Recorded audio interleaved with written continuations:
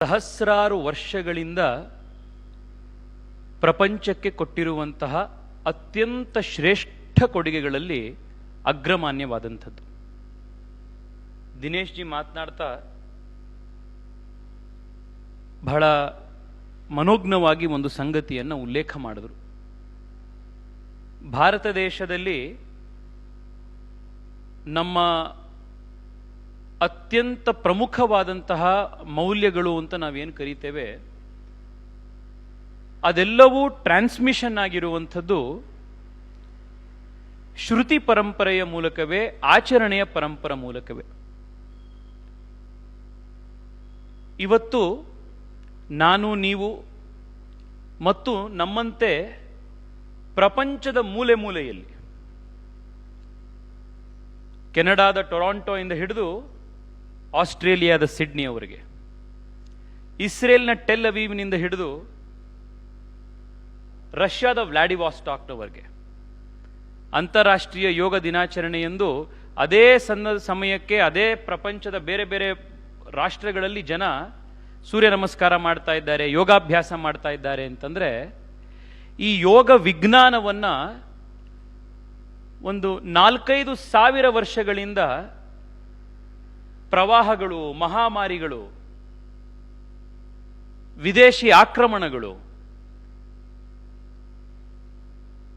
ಪರಧರ್ಮ ಅಸಹಿಷ್ಣುತೆ, ಇದೆಲ್ಲದನ್ನ ಸಹಿಸಿಕೊಂಡು ಅದರೆಲ್ಲದರ ವಿರುದ್ಧ ಜಯ ಸಾಧಿಸಿ ನಿರಂತರವಾಗಿ ಒಂದು ಗುರು ಶಿಷ್ಯ ಪರಂಪರೆಯ ಮೂಲಕ ಅದನ್ನು ಜೀವಂತವಾಗಿ ಇಟ್ಕೊಂಡು ಬಂದಿದ್ದಾರಲ್ಲ, ಅಂತಾರಾಷ್ಟ್ರೀಯ ಯೋಗ ದಿನಾಚರಣೆ ಎಂದು ನಾವೆಲ್ಲರೂ ಕೂಡ ಪ್ರಥಮವಾಗಿ ಈ ರೀತಿಯ ಅಸಂಖ್ಯಾತ ಅನಾಮಧೇಯ ಲಕ್ಷಾಂತರ ಕೋಟ್ಯಾಂತರ ಯೋಗ ಗುರುಗಳನ್ನ ಮತ್ತು ಈ ಯೋಗ ಪರಂಪರೆಯನ್ನು ನಾವು ನೆನಪಿಸ್ಕೊಂಡು ಅದಕ್ಕೆ ನಮ್ಮ ಶ್ರದ್ಧಾಂಜಲಿಯನ್ನ, ಗೌರವವನ್ನು ಅರ್ಪಿಸಬೇಕು. ಆ ಪರಂಪರೆ ಇಲ್ಲದಲೇ ಇದ್ದಿದ್ರೆ ಇವತ್ತು ನಮಗೆ ಯೋಗ ಇರ್ತಿರ್ಲಿಲ್ಲ. ಆದ್ರಿಂದ ಆ ಕೃತಜ್ಞತಾ ಭಾವದೊಂದಿಗೆ ಈ ಯೋಗ ದಿನಾಚರಣೆಯ ಕಾರ್ಯಕ್ರಮದಲ್ಲಿ ಆ ಇಡೀ ಯೋಗ ಪರಂಪರೆಯನ್ನ, ಆ ಗುರು ಶಿಷ್ಯ ಪರಂಪರೆಯನ್ನ, ಭಾರತೀಯ ಪರಂಪರೆಯ ಈ ವಿಶಿಷ್ಟತೆಯನ್ನ ನಾವು ಅರ್ಥೈಸಿಕೊಳ್ಳೋದ್ರ ಜೊತೆಗೆ ಅದನ್ನ ಸೆಲೆಬ್ರೇಷನ್ ಕೂಡ ಮಾಡಬೇಕು. ಬಂಧುಗಳೇ, ನನಗೆ ಯೋಗ ಬಂದಿದ್ದು, ಯೋಗದ ಪರಿಚಯ ಆಗಿದ್ದು ನಮ್ಮ ಮನೆಯಲ್ಲೇ. ಇವತ್ತು ಮಾನ್ಯ ಪ್ರಧಾನಮಂತ್ರಿಗಳು ಬಹಳ ಚೆನ್ನಾಗಿ ಅಂತಾರಾಷ್ಟ್ರೀಯ ಯೋಗ ದಿನಾಚರಣೆ 2020 ಥೀಮ್ ಅನ್ನು ಕೊಟ್ಟಿದ್ದಾರೆ. ಮನೆ ಮನೆಯಲ್ಲಿ ಯೋಗ, ಕುಟುಂಬ ಸದಸ್ಯರೊಂದಿಗೆ ಯೋಗ. ನನಗೂ ಮನೆಯಲ್ಲಿ ನಮ್ಮ ತಂದೆ ಮತ್ತು ನಮ್ಮ ತಾಯಿಯ ಮೂಲಕವೇ ಯೋಗ ಪರಿಚಯ ಆಗಿತ್ತು. ಅದು ರಾಷ್ಟ್ರೋತ್ಥಾನದ ಮೂಲಕವೇ ಯೋಗದ ಪರಿಚಯ ಆಗಿತ್ತು. ಬಹಳ ಕಷ್ಟಪಡ್ತಾ ಇದ್ರು ನಮ್ಮ ಅಪ್ಪ ಅಮ್ಮ ನನ್ನನ್ನು ಬೆಳಗ್ಗೆ ಕ್ಲಾಸಿಗೆ ಸೇರ್ಸಕ್ಕೆ. ನನಗಿನ್ನೂ ನೆನಪಿದೆ, ಎಷ್ಟೋ ದಿನಗಳ ಗಟ್ಟಲೆ ನಮ್ಮ ಮನೆಯಲ್ಲಿ ನಮ್ಮಮ್ಮ ಬೈದು 3 ಯೋಗದ ಬ್ಯಾಗ್ಗಳನ್ನು ರೆಡಿ ಇರ್ತಿತ್ತು. ಒಂದು ನಮ್ಮ ತಂದೆದು, ಒಂದು ನಮ್ಮ ತಾಯಿದು, ಒಂದು ನಂದು. ಆದರೆ 2 ಮಾತ್ರ ಯಾವಾಗ್ಲೂ ಅದು ಮ್ಯಾಟನ್ನ ಸ್ವಲ್ಪ ದಿವಸ ಆದ್ಮೇಲೆ ಒಗೆಯಕ್ಕೆ ಹಾಕೋದು, ಕ್ಲೀನ್ ಮಾಡೋದು. ಯಾಕೆಂದ್ರೆ ಅವರಿಬ್ಬರೇ ಮಾತ್ರ ಹೋಗ್ತಿದ್ದು ಬೆಳಗ್ಗೆ ಕ್ಲಾಸಿಗೆ, ನಾನು ಮಲ್ಗೆ ಇರ್ತಿದ್ದೆ. ಆದರೆ ದಿನ ನಂತರ ನಮ್ಮ ತಂದೆ ತಾಯಿಯ ಆರೋಗ್ಯದಲ್ಲಿರುವಂತಹ ಸ್ಥಿರತೆಯನ್ನು ನೋಡಿದಾಗ ನನಗೆ ಯೋಗದ ಒಂದು ವಿಶೇಷತೆ, ಅದರ ಒಂದು ಇಂಪಾರ್ಟೆನ್ಸು ಗೊತ್ತಾಗ್ತಾ ಹೋಯಿತು. ನಂತರದಲ್ಲಿ ರಾಷ್ಟ್ರೋತ್ಥಾನದಿಂದ ಶಿಕ್ಷಣ ಪಡೆದಿರುವಂತಹ ಶಿಕ್ಷಕರ ಸಹಯೋಗದಿಂದಲೇ ನಾನು ಯೋಗವನ್ನು ಇವತ್ತಿಗೂ ಅಭ್ಯಾಸ ಮಾಡ್ತಾ ಇರುವಂಥದ್ದು. ಯೋಗ, ಅದರಲ್ಲೂ ವಿಶೇಷವಾಗಿ ಹೇಳಬೇಕು ಅಂತಂದ್ರೆ, ನಾನು ಎಷ್ಟೋ ಜನ ಯಂಗ್ಸ್ಟರ್ಸ್ ಜೊತೆಗೆ ಮಾತನಾಡಿದಾಗ ನಾನು ಅದರಲ್ಲಿ ಒಬ್ಬ ಆ ತಪ್ಪು ಭಾವನೆಯನ್ನ ಗ್ರಹಿಕೆಯನ್ನು ಹಿಡಿದಂಥ ವ್ಯಕ್ತಿ ನಾನು ಆಗಿದ್ದೆ. ಯೋಗ ಅಂದ್ರೆ ಬೋರಿಂಗು ಅಂತ. ಇದು ಯಾವ ಭಾವನೆ ಇತ್ತು ಅಂತಂದ್ರೆ, ಒಂದು 5 ವರ್ಷದ ಹಿಂದೆ ನನಗೂ ಇತ್ತು. ಎಲ್ಲ ವಯಸ್ಸಾದವ್ರು ಮಾಡೋದು ಯೋಗ ಅಂತ, ಯಂಗ್ಸ್ಟರ್ಸ್ ಎಲ್ಲ ನಾವೆಲ್ಲ ಜಿಮ್ಗೆ ಹೋಗ್ಬೇಕು ಅಂತ. ನಾನು ಬಹಳಷ್ಟು ಸತಿ ಹೋಗಿ ನಮ್ಮ ಮನೆ ಹತ್ರ ಇದ್ದಂಥ ಜಿಮ್ಗಳಲ್ಲೆಲ್ಲ ಹೋಗಿ ನಾನು ಫೀಸ್ ತುಂಬಿ ಬರ್ತಾ ಇದ್ದೆ. ಅಲ್ಲೂ ಬೆಳಗ್ಗೆ ಕ್ಲಾಸ್ ಹೇಳೋರು, ಆಗ್ಲೂ ಅದಕ್ಕೆ ಹೋಗಕ್ಕೆ ಆಗ್ತಿರ್ಲಿಲ್ಲ. ನಮ್ಮಪ್ಪ ಯಾವಾಗಲೂ ರೇಗ್ಸೋರು ನನಗೆ, ಅದು ಯಾವ ಜನ್ಮದಲ್ಲಿ ಏನು ಋಣ ಮಾಡಿದ್ಯೋ ಗೊತ್ತಿಲ್ಲ, ಎಲ್ಲ ಜಿಮ್ ಮೇಸ್ಟ್ರಿಗಳಿಗೆಲ್ಲ ಹೋಗಿ ದುಡ್ಡು ಕೊಟ್ಟು ಬರ್ತಿದ್ಯಾ ನೀನು ಅಂತ. ಹೀಗೆ ಈ ಅವಾಗಿಂದ ನಮ್ಮಪ್ಪ ನನಗೊಂದು ಮಾತು ಯಾವಾಗಲೂ ಹೇಳೋರು, ನೀನು ಯೋಗ ಕ್ಲಾಸಲ್ಲಿ ಬಂದಾಗ, ನಮ್ಮ ಮನೆ ಹತ್ರ ಇರೋದು ಯೋಗಶ್ರೀ, ನೀನು ಯೋಗಶ್ರೀಲಿ 4 ವರ್ಷದ 4ನೇ ಕ್ಲಾಸು 5ನೇ ಕ್ಲಾಸಿನ ಮಕ್ಕಳು ಬರ್ತಾರೆ, 25-30 ವರ್ಷದ ಯುವಕರು ಬರ್ತಾರೆ, 45-50 ವರ್ಷದ ವಯಸ್ಕರು ಬರ್ತಾರೆ, 80 ವರ್ಷದ ವೃದ್ಧರು ಬರ್ತಾರೆ. ನಿಮ್ಮ ಜಿಮ್ಮಲ್ಲಿ ಈ ಎಲ್ಲಾ ಏಜ್ ಗ್ರೂಪ್ನವ್ರು ಬರ್ತಾರಾ ಅಂತ ಕೇಳೋರು ನಮ್ಮಪ್ಪ. ಜಿಮ್ಮಲ್ಲಿ ವಯಸ್ಸಾದವ್ರು ಯಾರು ಬರ್ತಾರೆ? ಯಾರು ಬರೋದಿಲ್ಲ. ಒಂದು ಏಜ್ ಗ್ರೂಪ್ನ ವ್ಯಕ್ತಿಗಳಿಗೆ ಮಾತ್ರ ಆ ರೀತಿಯ ಎಕ್ಸರ್ಸೈಸ್ಗಳು ಮಾಡಲಿಕ್ಕಾಗತ್ತೆ. ಆದರೆ ಯೋಗದ ವೈಶಿಷ್ಟ್ಯತೆ ಏನು ಅಂತಂದ್ರೆ, ಯೋಗ ಈಸ್ ಯೂನಿವರ್ಸಲ್. ವಯಸ್ಸಿನ ಭೇದವಿಲ್ಲದೆ, ಭಾಷೆಯ ಭೇದವಿಲ್ಲದೆ, ಜಾತಿಯ ಭೇದವಿಲ್ಲದೆ, ಲಿಂಗದ ಸ್ತ್ರೀ ಪುರುಷ ಎನ್ನುವ ಭೇದವಿಲ್ಲದೆ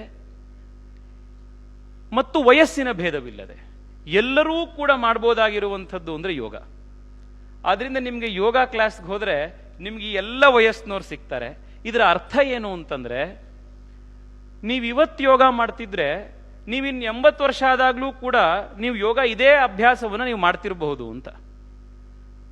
ನಮ್ಮ ಪರಂಪರೆಯ ಒಂದು ಕ್ವಾಲಿಟಿ ಯಾವುದು ಅಂತಂದ್ರೆ, 2 ಮುಖ್ಯ ಕ್ವಾಲಿಟಿಗಳಲ್ಲಿ ಒಂದು ಯೂನಿವರ್ಸಲಿಸಂ, ಎಲ್ಲರಿಗೂ ಅರ್ಥ ಆಗುವಂಥ, ಎಲ್ಲರಿಗೂ ಸರಿ ಕಾಣುವಂಥ ಸಾರ್ವಕಾಲಿಕ ಸತ್ಯಗಳನ್ನು ಹೇಳುವಂಥದ್ದು ಒಂದು ಭಾರತೀಯ ಪರಂಪರೆದು, ಎಲ್ರಿಗೂ ಅಪ್ಲೈ ಆಗುವಂಥದ್ದು ಮೊದಲನೇದು. ಎರಡನೇದು ಲಾಂಜಿವಿಟಿ. ಅದು ಇವತ್ತಿಗೆ ಸರಿ ನಾಳೆಗೆ ತಪ್ಪು ಅನ್ನುವಂಥದ್ದಲ್ಲ. ಕಾಲ ಮತ್ತು ದೇಶಗಳ ಡಿವಿಷನ್ಗಳಿಲ್ದಲೆ ಸಹಸ್ರಾರು ವರ್ಷಗಳವರೆಗೆ ಸತ್ಯವಾಗೇ ಉಳಿಯುವಂತಹ ಒಂದು ವಿಚಾರ ಇದೆಯಲ್ಲ, ಅದು ಭಾರತೀಯ ಪರಂಪರೆಯ ಚಿಂತನೆಯ ಮತ್ತೊಂದು ವಿಶೇಷತೆ. ಯೋಗದಲ್ಲಿ ನಾವು ಎರಡನ್ನೂ ಕಾಣ್ತೇವೆ. ಯೋಗ ಈಸ್ ಯೂನಿವರ್ಸಲ್, ಯೋಗ ಈಸ್ ಲಾಂಜಿವಿಟಿಯ ಒಂದು, ಇಟ್ ಈಸ್ ಟೈಮ್ ಟೆಸ್ಟೆಡ್. ಈ ಎರಡೂ ಇರೋದರಿಂದ ಯೋಗ ಇಷ್ಟು ವರ್ಷಗಳ ಕಾಲ ಉಳ್ಕೊಂಡು ಬಂದಿದೆ. ಆರ್ನಾಲ್ಡ್ ಟಾಯ್ನ್ಬಿ ಅನ್ನುವಂಥ ಒಬ್ಬ ಇತಿಹಾಸಕಾರ ತುಂಬ ಚೆನ್ನಾಗಿ ಒಂದು ಕಡೆ ಬರೀತಾರೆ, ಯಾವ ಯಾವ ಚಿಂತನೆಗಳು, ವಸ್ತುಗಳು ಮತ್ತು ಇನ್ಫ್ಲೂಯೆನ್ಸ್ಗಳಲ್ಲಿ ಅಂತಃಸತ್ವದ ಶಕ್ತಿ ಇರೋದಿಲ್ವೋ ಅವು ಬಹಳ ವರ್ಷಗಳ ಕಾಲ ಉಳಿಯೋದಿಲ್ಲ ಅಂತ. ಯೋಗ ಇಷ್ಟು ವರ್ಷಗಳ ಕಾಲ ಉಳಿದಿದೆ, ಈ ಯೋಗ ವಿಜ್ಞಾನ ಅಂತಂದ್ರೆ ಅದರಲ್ಲಿ ಒಂದು ಅಂತಃಶಕ್ತಿ ಇರೋದ್ರಿಂದಾಗಿ ಉಳಿದಿದೆಯೇ ಹೊರತು ಇನ್ಯಾವುದೋ ಒಂದು ಮಾರ್ಕೆಟಿಂಗ್ ಅಥವಾ PR ನ ಒಂದು ಮ್ಯಾನೇಜ್ಮೆಂಟ್ ಇಂದಾಗಿ ಉಳಿದಿರೋದಲ್ಲ. ನಮ್ಮಲ್ಲಿ ಬೆಲೆ ಇರೋದು ಯಾವುದಕ್ಕೆ ಅಂತಂದ್ರೆ, ಸತ್ಯವನ್ನು ತಿಳ್ಕೊಳ್ಳೋದು ಹೇಗೆ. ಬೇರೆ ಚಿಂತನೆಗಳಲ್ಲಿ, ಅದರಲ್ಲೂ ವಿಶೇಷವಾಗಿ ಏಬ್ರಹಾಮಿಕ್ ಚಿಂತನೆಗಳಲ್ಲಿ ಸತ್ಯವನ್ನ ಅಥವಾ ವಿಚಾರಗಳನ್ನ ನಂಬು ಅನ್ನುವಂಥ ಒಂದು ಸಿದ್ಧಾಂತ ಇದೆ. ಇದನ್ನ ನಂಬಬೇಕು ನೀನು ಅಂತ. ನಮ್ಮಲ್ಲಿ ನಂಬಿಕೆಗಿಂತ ಹೆಚ್ಚು ಅನುಭವಕ್ಕೆ ಮತ್ತು ಪ್ರಮಾಣಕ್ಕೆ ಬೆಲೆ ಜಾಸ್ತಿ. ನೀನು ಸತ್ಯವನ್ನ ಹೇಗೆ ನೀನು ಸಾಕಾರ ಮಾಡಿಕೊಳ್ಳುವಂಥದ್ದು, ಸತ್ಯವನ್ನು ಹೇಗೆ ಅರ್ಥಕೊಳ್ಳುವಂಥದ್ದು, ನಾನು ಹೇಳಿದ್ದೀನಿ ಅಥವಾ ಈ ಪುಸ್ತಕದಲ್ಲಿ ಬರೆದಿದೆ ಆ ಕಾರಣಕ್ಕೋಸ್ಕರ ನೀನು ನಂಬು, ಇದು ನಮ್ಮ ಚಿಂತನೆ ಅಲ್ಲ. ಬೆಂಕಿ ಸುಡತ್ತೆ ಅಂತಂದಾಗ ಹೇಗೆ ಅರ್ಥ ಮಾಡ್ಕೊಳ್ಳೋದು? ಒಂದು ದೀಪಕ್ಕೋ ಇದಕ್ಕೋ ಕೈ ಮಿಟ್ಟಿದ್ರೆ ಸುಟ್ಟದಾಗ ಇದು ಬೆಂಕಿ ಸುಡತ್ತಪ್ಪ, ಇದು ನನಗೂ ಸುಡ್ತು, ಇನ್ನೊಬ್ರಿಗೂ ಸುಡ್ತು, ಎಲ್ರಿಗೂ ಸುಡ್ತು ಅಂದಾಗ ಬೆಂಕಿ ಸುಡತ್ತೆ, ಇದು ಅನುಭವದ ಒಂದು ಸತ್ಯ. ಅದೇ ರೀತಿ ಯೋಗ ವಿಜ್ಞಾನ ಉಳ್ಕೊಂಡು ಬಂದಿರುವಂತಹ ಕಾರಣ ಯಾಕೆ ಅಂತಂದ್ರೆ, ಯೋಗದ ಪರಿಣಾಮಗಳು ಮತ್ತು ಯೋಗದ ಧನಾತ್ಮಕ ಪಾಸಿಟಿವ್ ಅಂಶಗಳೇನಿದೆ, ಔಟ್ಕಮ್ಗಳೇನಿದೆ, ಅವು ಸ್ವತಃ ಅನುಭವಕ್ಕೆ ಬರ್ತಾ ಹೋಗ್ತವೆ. ನಮ್ಮ ಸಾಂಸ್ಕೃತಿಕ ಮಿಲಿಯುವಲ್ಲಿ ಹುಟ್ಟಿರುವಂತಹ ವ್ಯಕ್ತಿಗಳಿಗೆ ಓಕೆ, ಇಲ್ಲಿ ಭಾರತದಲ್ಲಿದ್ದಾರಪ್ಪ, ಅವರಿಗೆ ಈ ಒಂದು ಪರಂಪರೆ ಇದೆ, ರಾಷ್ಟ್ರೋತ್ಥಾನಕ್ಕೆ ಬಂದಿದ್ದಾರೆ, ಇನ್ಯಾವುದಕ್ಕೂ ಬಂದಿದ್ದಾರೆ, ಯೋಗ ಬಂತು, ಅದರಿಂದ ಯೋಗದ ಪರಿಚಯ ಆಯಿತು ಅನ್ಬೋದು. ಇದಕ್ಕೆ ಸಂಬಂಧವೇ ಇಲ್ಲದಲ್ಲೇ ಇರುವಂತಹ ವಿದೇಶದಲ್ಲಿ ಇರುವಂತಹ ಯಾರೋ ವ್ಯಕ್ತಿಗಳು, ಬೇರೆ ಧರ್ಮದಲ್ಲಿ ಹುಟ್ಟಿರುವಂಥವ್ರು, ಅವರೂ ಕೂಡ ಯೋಗವನ್ನು ಅಭ್ಯಾಸ ಮಾಡಿ ಯೋಗಪಟುಗಳಾಗ್ತಾ ಇದ್ದಾರೆ ಅಂತಂದ್ರೆ ಹೇಗೆ? ಅವರಿಗೂ ಕೂಡ ಅದರ ಸತ್ಯ ಒಂದು ಅರಿವಾಗಿದೆ, ಅನುಭವಕ್ಕೆ ಬಂದಿದೆ ಅಂತ. ಈ ಅನುಭವ ಪ್ರಮಾಣ ಇದೆಯಲ್ಲ, ಅದು ಇವತ್ತು ಪ್ರಪಂಚದಲ್ಲಿ ಯೋಗ ಈ ಅನುಭವ ಪ್ರಮಾಣದ ಮೂಲಕ ಸತ್ಯವನ್ನ ಕಾಣುವಂತಹ ಸಂದೇಶ ಏನಿದೆ, ಅಂತಾರಾಷ್ಟ್ರೀಯ ಯೋಗ ದಿನಾಚರಣೆಯ ಆಚರಣೆಯ ಮೂಲಕ ಕೋಟ್ಯಾಂತರ ಜನಕ್ಕೆ ಮೂಢನಂಬಿಕೆಗಳಿಂದ ಮತ್ತು ಈ ಸಿದ್ಧಾಂತಗಳ ಮೇಲೆ, ಡಾಗ್ಮಾಗಳ ಮೇಲೆ ನಂಬಿಕೆಗಳಿಗಿಂತ ಅನುಭವದ ಆಧಾರದ ಮೇಲಿನ ಚಿಂತನೆಯನ್ನ ನಾವು ಗೌರವಿಸಬೇಕು ಅನ್ನುವಂಥ ಒಂದು ಕಲ್ಚರಲ್ ರೆವಲ್ಯೂಷನ್, ಇಂಟೆಲೆಕ್ಚುಯಲ್ ರೆವಲ್ಯೂಷನ್ ಅನ್ನ ಯೋಗ ಇವತ್ತು ಪ್ರಪಂಚದಾದ್ಯಂತ ಮಾಡ್ಕೊಂಡು ಬರ್ತಾ ಇದೆ. ನಾನು ಇನ್ನೊಂದೇ ಒಂದು ಸಂಗತಿಯನ್ನ ಹೇಳಿ ಬಂಧುಗಳೇ ಈ ಕಾರ್ಯಕ್ರಮದ ನನ್ನ ಮಾತುಗಳನ್ನು ವಿರಾಮ ಹಾಡ್ತೇನೆ. ಇವತ್ತು ಯೋಗದ ಒಂದು ಅಭ್ಯಾಸ ಕೇವಲ ಒಂದು ಫಿಸಿಕಲ್ ಎಕ್ಸರ್ಸೈಸ್ನ ಆಸ್ಪೆಕ್ಟಿಗೆ ಮಾತ್ರ ಲಿಮಿಟೇಷನ್ ಆಗಿರುವಂಥದ್ದನ್ನು ನಾವು ಹಲವಾರು ಬಾರಿ ಕಾಣ್ತಾ ಇದ್ದೇವೆ. ಯೋಗ ಅದಕ್ಕಿಂತ ವಿಸ್ತಾರವಾದಂಥದ್ದು. ನಮ್ಮ ಪರಂಪರೆಯಲ್ಲಿ ದಿನೇಶ್ ಜಿ ಮಾತನಾಡ್ತಾ ಚೆನ್ನಾಗಿ ಹೇಳಿದ್ರು, ಅನಾಯಾಸೇನ ಮರಣಂ ವಿನಾ ದೈನ್ಯೇನ ಜೀವನಂ. ಇದು ಒಂದು ಚಿಂತನೆ, ಆ ರೀತಿ ಬದುಕಬೇಕು ಅಂತ. ಎರಡನೇದು ವೇದಗಳಲ್ಲಿ ಹೇಳಿದ್ರು, ಹೆಂಗ್ ಬದುಕಬೇಕು, ಎಷ್ಟು ವರ್ಷ ಬದುಕಬೇಕು. ನಂದಾಮ ಶರದಶತಂ ಮೋದಾಮ ಶರದಶತಂ ಜೀವೇಮ ಶರದಶತಂ. ಇದು ಪ್ರತಿನಿತ್ಯದ ಪ್ರಾರ್ಥನೆ. 100 ವರ್ಷಗಳ ಕಾಲ ಬಾಳಬೇಕು. ಹೇಗೆ ಬಾಳಬೇಕು? ನಗತಾ ನಗತಾ ಬಾಳಬೇಕು, ಆರೋಗ್ಯವಂತವಾಗಿ ಬಾಳಬೇಕು, ಶಕ್ತಿಯುತವಾಗಿ ಬಾಳಬೇಕು. ಇದು ನಮ್ಮ ವೇದೋಕ್ತಗಳು. ಈ ರೀತಿಯ 100 ವರ್ಷ ಬಾಳಬೇಕು ಅಂತಂದ್ರೆ ಅದಕ್ಕೆ ಇದೆಲ್ಲವೂ ಬೇಕು. ಜೀವನ ಪದ್ಧತಿ, ಯಮ ನಿಯಮ, ಪ್ರತ್ಯಾಹಾರ, ಪ್ರಾಣಾಯಾಮ, ಅಲ್ಲಿ ಈ ಅಷ್ಟೂ ಕೂಡ ಈ 100 ವರ್ಷಗಳ ಕಾಲ ಮೋದಾಮ ಶರದಶತಂ ನಂದಾಮ ಶರದಶತಂ ಮಾಡಲಿಕ್ಕೆ ಈ ರೀತಿಯ ಜೀವನ ಮಾಡಬೇಕು ಅಂತ. ಇದು ಒಂದು ಹೋಲ್ಸಮ್ ಎಕ್ಸರ್ಸೈಸ್. ಜೀವನವನ್ನ ಈ ರೀತಿ ನೋಡುವಂಥ ಒಂದು ವಿಧಾನ ಇದು. ಯೋಗ ಅಂತಂದ್ರೆ ಬೆಳಗ್ಗೆ 6:30 7 ಗಂಟೆವರೆಗೆ ಅರ್ಧ ಗಂಟೆನೋ ಅಥವಾ 1 ಗಂಟೆನೋ ಕ್ಲಾಸ್ ಮಾಡ್ಕೊಂಡು ಬರುವಂಥದ್ದು ಯೋಗ ಅಲ್ಲ. ಯೋಗ ಅನ್ನುವಂಥದ್ದು ಒಂದು ಜೀವನ ಶೈಲಿ, ಜೀವನವನ್ನ ಒಂದು ರೀತಿ ನೋಡುವಂಥ ದೃಷ್ಟಿಕೋನ. It's a philosophical outlook. ನನಗೆ ರಾಷ್ಟ್ರೋತ್ಥಾನದ ಬಗ್ಗೆ ಬಹಳ ಸಂತೋಷ ಏನು ಅಂತಂದ್ರೆ, ಯೋಗ ಕಮರ್ಷಿಯಲೈಸ್ ಆಗ್ತಾ ಇರುವಂಥ ಈ ಸಂದರ್ಭದಲ್ಲಿ ಯೋಗವನ್ನ ಸೆಕ್ಯುಲರೈಸೇಷನ್ ಮಾಡುವಂಥ ಬಹಳ ದೊಡ್ಡ ಪ್ರಾಜೆಕ್ಟ್ ಪ್ರಪಂಚದಲ್ಲಿ ನಡೀತಾ ಇದ್ದಾಗಲೂ ಕೂಡ, ಅದರಲ್ಲಿ ಎಷ್ಟೋ ಭಾರತೀಯ ಸಂಸ್ಥೆಗಳು ಕಾಂಟ್ರಿಬ್ಯೂಟ್ ಮಾಡಿದ್ದಾಗಲೂ ಕೂಡ, ಯೋಗದ ತರಗತಿ ಪ್ರಾರಂಭ ಆಗೋದಕ್ಕಿಂತ ಮುಂಚೆ ಓಂಕಾರವನ್ನ ಹೇಳದಲೆಯೂ ಯೋಗವನ್ನ ಶುರು ಮಾಡಿಸಿ ಅದನ್ನ ಎಕ್ಸರ್ಸೈಸ್ಗೆ ಮಾತ್ರ ಸೀಮಿತ ಮಾಡಿರೋದನ್ನು ನಾವು ಕಾಣ್ತಾ ಇರಬೇಕಾದ್ರೂ ಕೂಡ, ನಮ್ಮ ಪರಂಪರೆಯನ್ನು ನೆನಪಿಸ್ಕೊಂಡು ಓಂಕಾರದ ಜೊತೆಗೆ ಈ ಯೋಗ ವಿಜ್ಞಾನವನ್ನ ನಮಗೆ ಉಳಿಸಿ ಬೆಳೆಸಿಕೊಟ್ಟಂತಹ ಪತಂಜಲಿ ಮುನಿಯಿಂದ ಹಿಡಿದು ಎಲ್ಲ ಋಷಿ ಮುನಿ ಪರಂಪರೆಗೆ ನಮಸ್ಕರಿಸಿ ಈ ಯೋಗದ ಒಂದು ಕ್ಲಾಸನ್ನ ಶುರು ಮಾಡುವಂಥ ಪದ್ಧತಿ ಇದೆಯಲ್ಲ, ಇದನ್ನ ನಾವು ಮತ್ತಷ್ಟು ಪಸರಿಸ್ತಾ ಬರಬೇಕು. ದಿ ರಾಷ್ಟ್ರೋತ್ಥಾನ ಸ್ಕೂಲ್ ಆಫ್ ಯೋಗ ಅನ್ನೋದೇನಿದೆ, ಇದು ನಮ್ಮ ಬೇರುಗಳಲ್ಲಿ ಯೋಗದ ನಮ್ಮ ಸಂಸ್ಕೃತಿಯ ಒಂದು ಜೊತೆಗಿರುವಂಥದ್ದೇನಿದೆ, ಇದು ಮತ್ತಷ್ಟು ಪಸರಿಸ್ತಾ ಹೋಗಬೇಕು. ಇದ್ರ ಕಡೆಗೆ ನಾವೆಲ್ಲರೂ ಪ್ರಯತ್ನ ಮಾಡೋಣಂತೆ. ಯೋಗ ಭಾರತದ್ದು, ಯೋಗ ಭಾರತೀಯರದ್ದು. ಭಾರತೀಯರು ಪ್ರಪಂಚಕ್ಕೆ ಕೊಟ್ಟಿರುವಂಥದ್ದು. ಈ ಹೆಮ್ಮೆಯ ಸಂಗತಿ ನಮ್ಮೆಲ್ಲರಿಗೂ ಇದೆ. ಯೋಗವನ್ನ ದಿನನಿತ್ಯ ನಮ್ಮ ಜೀವನದ ಒಂದು ಭಾಗವಾಗಿ ಮಾಡಿಕೊಳ್ಳೋಣ ಅಂತ ಹೇಳ್ತಾ, ಈ ಯೋಗದ ಫಿಲಾಸಫಿಯನ್ನು ಅರ್ಥ ಮಾಡ್ಕೊಳ್ಳಿಕ್ಕೆ ಬಹಳಷ್ಟು ಜನ ಯುವಕರಿದ್ದೀರಿ. ನಾನು ನಿಮ್ಮಲ್ಲಿ ಮಾಡುವಂಥ ಮನವಿ ಏನು ಅಂತಂದರೆ, ನಾನು 1-2 ವರ್ಷಗಳ ಹಿಂದೆ ಯೋಗದ ಅಭ್ಯಾಸ ಪ್ರಾರಂಭ ಮಾಡಿದಾಗ ಈ ಯೋಗದ ಫಿಲಾಸಫಿಕಲ್ ಬ್ಯಾಕ್ಗ್ರೌಂಡ್ನು ಅರ್ಥ ಮಾಡ್ಕೊಳ್ಬೇಕು ಅನ್ನುವಂಥ ಉದ್ದೇಶದಿಂದ ಸ್ವಾಮಿ ವಿವೇಕಾನಂದರ 4 ಯೋಗಗಳ ಬಗ್ಗೆ ಇರುವಂಥ ಅವರ ಭಾಷಣಗಳನ್ನು ನಾನು ಓದುವಂಥ ಒಂದು ಅಭ್ಯಾಸ ಮತ್ತು ಪ್ರಯತ್ನ ಮಾಡಿದ್ದೆ. ಯೋಗದ ಫಿಲಾಸಫಿ, ಯೋಗದ ದೃಷ್ಟಿಕೋನ ಏನು ಅನ್ನೋದನ್ನು ಅರ್ಥ ಮಾಡ್ಕೊಳ್ಳಿಕ್ಕೆ ನಮ್ಮೆದುರುಗಡೆ ಇರುವಂಥ ಅತ್ಯಂತ ಸುಲಭ ಮತ್ತು ಸುಲಲಿತವಾಗಿರುವಂಥ ವಿಧಾನ ಅಂತಂದ್ರೆ ಸ್ವಾಮಿ ವಿವೇಕಾನಂದರ 4 ಯೋಗಗಳ ಒಂದು ಭಾಷಣಗಳನ್ನು ಓದುವಂಥದ್ದು, ಅಧ್ಯಯನ ಮಾಡುವಂಥದ್ದು.